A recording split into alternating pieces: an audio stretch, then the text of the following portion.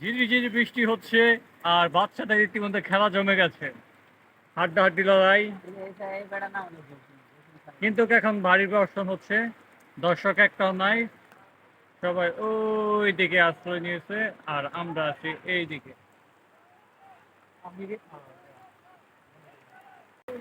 দুর্দান্ত খেলা হচ্ছে, দেখা যাক কে জিতে আর কে হারে। খুবই সুন্দর সুন্দর একটা খেলা হইতেছে, বৃষ্টি পড়তেছে না, খেলাটা আরো জমে গেল। মাঠে কোনো দর্শক নেই, যাও ছিল কিছু ওই দিকে আশ্রয় নিচ্ছে। আর জিসান মিস করে ফেললো অল্প জন্য। ভারী বৃষ্টির মাঝে ফুটবল খেলা হচ্ছে বাচ্চাদের, আর এই যে একটা ফ্রি কিক, দেখা যাক কি হয়। বল হওয়ার সম্ভাবনা ছিল কিন্তু না।